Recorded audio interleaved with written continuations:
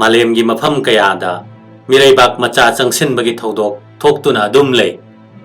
लेबाक अमगा चथोक चसिन तौनरंबदगी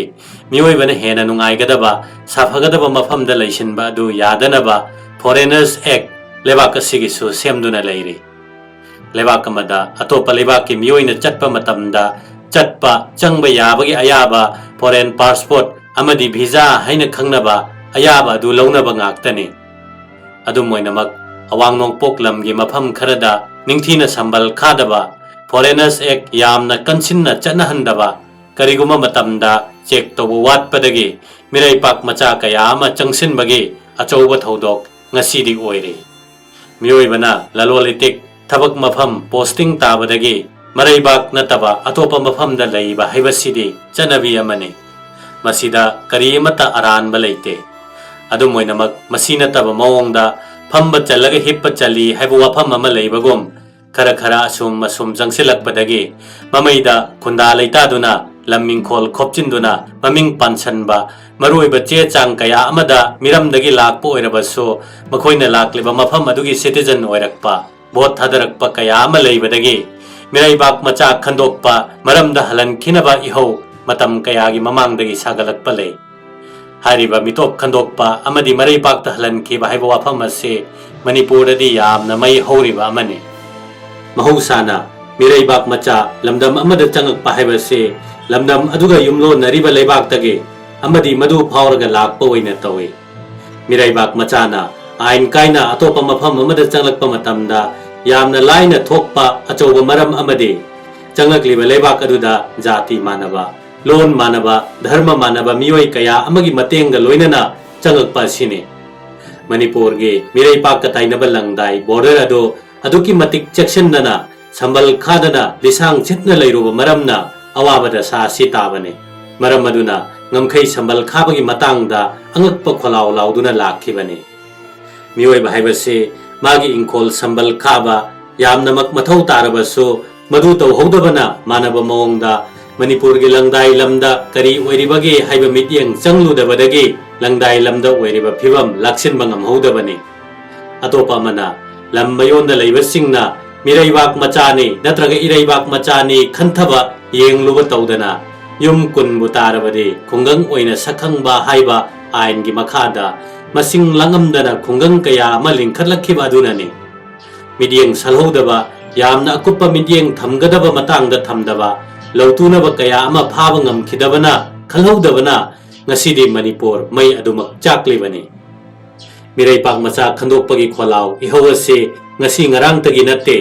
sahi nifu yangkhai mamangdagi lauduna lakpana masigi base year laptoppa amadi national registration certificate semnaba pihannaba thorang tofam thoi haibase phongphong sabo wafam oiribani maramde census haibade mikok masing thibagi thabakka mari leinabadagi ne sahi tara khudingi mikok thigadaba haibo wafam adu kaitharakpadagi inglising ani tara mathoida mikok thikrabagi matungda लेबाक असिगी मिकोक थीबगी थबक असे इंग्लिशिंग अनि कुंतरेत ओइगनी हाइबो वाफम अमा लाकली मियामना यामना चुमना लाउरिबा खोलाउदे करिगुंबा मिरैबाक मचासिंग असे खंदोक हौदब तारगदे मखोय मिकोक थीबद यौसिन खिबा तारगदे पामलिबा एनआरसीगी पांडम अदो फंगबा ngमफम थोकते हाइबसिनी अहानबदा foreigner tribunal लिंगबसु यामना मथौ ताई माले मसीदा मिसिंगी चाउ थोकलिबसे अंगांग यामना पोकपा मियोइ कांगुपसिंगी मरक्ता मरमदमदा लैबदा हिंगबा वारकपा मरमदगे अतोपा मफमदा लैरगा हिंगनबा होनबगी mummy अमसु अदुमक ताई लमदम मसीदा अंगांग यामना पोकंदबा missing यामदबा यामखतहनबा ngमदबा फुरुपना अवाफमदा मतोमता तौजबा कोमदा तासिनबगी मवंग अमा लैबदो मिटियंग साना उबा ngमदबगी फिबमदा लैबगी ममी अदुमक ताई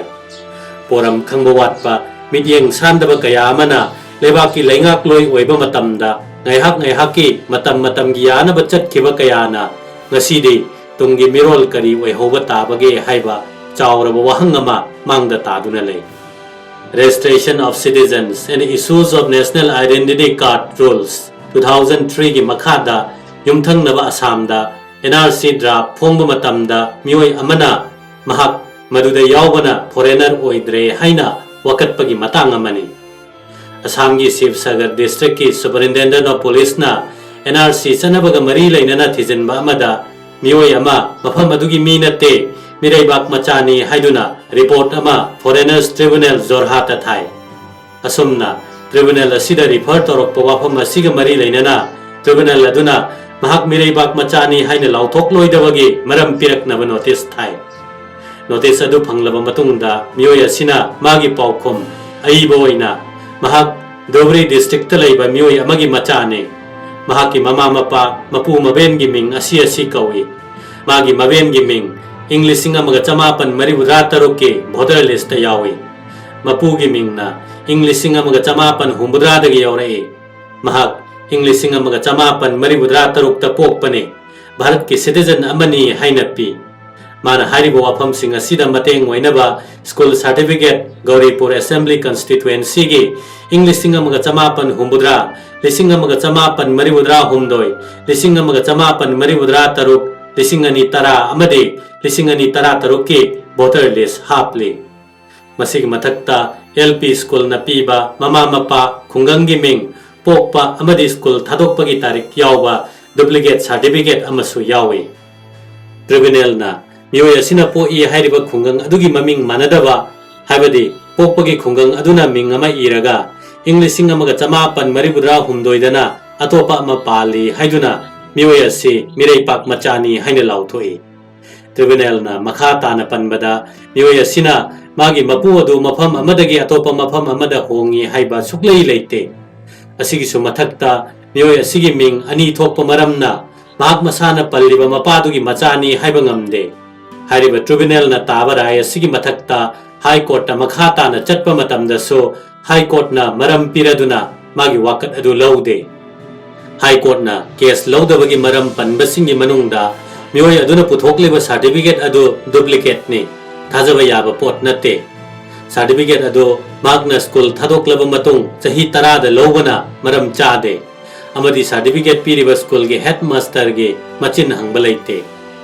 इंग्लिश अमग चमापन मरीबुद्रा तरुक ता पुथोकलेबा भोटर लिस्ट मियोय असिगी ममिंग अतोपा अमा ओइना पाले इंग्लिश अमग चमापन हुमुद्रा की भोटर लिस्ट मियोय असिगी ममागी चही 19 पानबा मरमना मागी मिंग लिसिंग अमग चमापन हुमफु तरुक की भोटर लिस्ट यौफम थोकपा दु याउदे इंग्लिश अमग चमापन मरीबुद्रा हुमदोय की भोटर लिस्ट मियोय अदुगी चही 19 पाले महकना भोटर लिस्ट अहानबा ओइना मिंग पानबदा चही 19 ओइबसे यामना ngakpo ओइ लिसिंग अनि 10 की भोटर लिस्ट मियोय असिगी चही 95 पानबा से ममांगी भोटर लिस्ट की मतुंगिना चही 93 ओइफम थोकपने हाइबना चिंगबा सेने सुप्रीम कोर्ट यौरपदा केस असिदा असुमना फॉरेनर्स एक्ट की मतुंगिना मियोय अमना महक मिरैबाक मचा नते हाइन उटके हारबदे मरुदा मथौ ताबा चे चांग पुनमक मसाना उटपा अमदी मदु चुम्मी ताकपगी थौदांग मसागिने